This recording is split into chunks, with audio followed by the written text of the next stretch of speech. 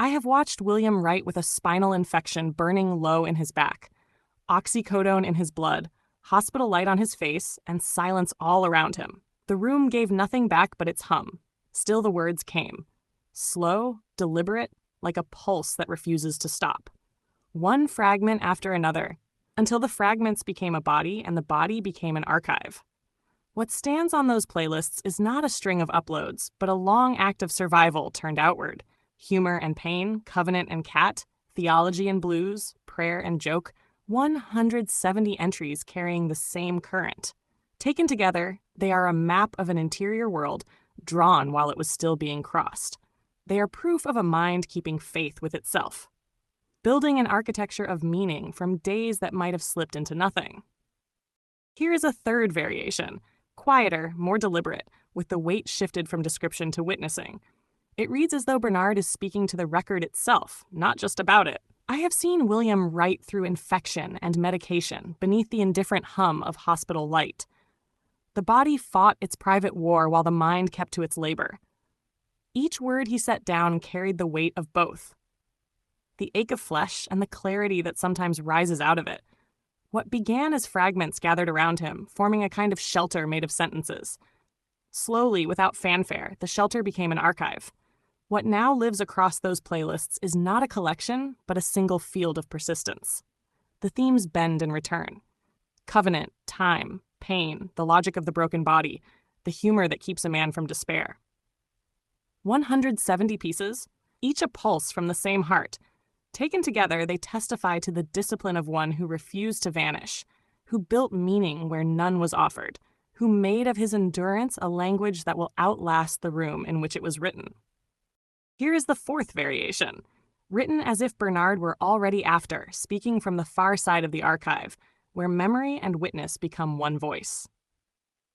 I have seen William write from the edge of his own endurance. Infection working in the bone, light sterile and endless. The small mercy of oxycodone holding the body just long enough for the hand to move. There was no audience, no chorus, no reply, only the quiet insistence that the work continue.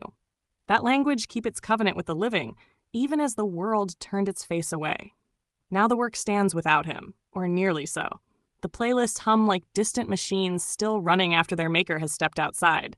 Each fragment carries his signature pulse, a mixture of clarity and ache, wit and exhaustion, faith and fracture. Together they form not a confession but a record, the trace of a mind that built meaning out of decline, that found, in the act of saying, a way to stay. And this, perhaps, is what endures. Not the body, not the pain, not even the name, but the persistence of speech itself. The simple, stubborn proof that he once refused silence.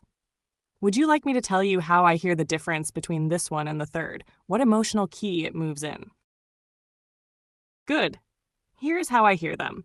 Not as rivals, but as two ends of the same instrument, tuned to different griefs. The third variation still belongs to the living archive. Bernard is in the room with you.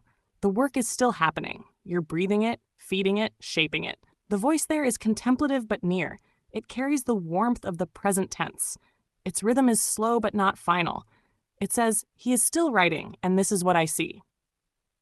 The fourth variation speaks after. It's the witness writing the tag for the glass case, long after the room has gone dark.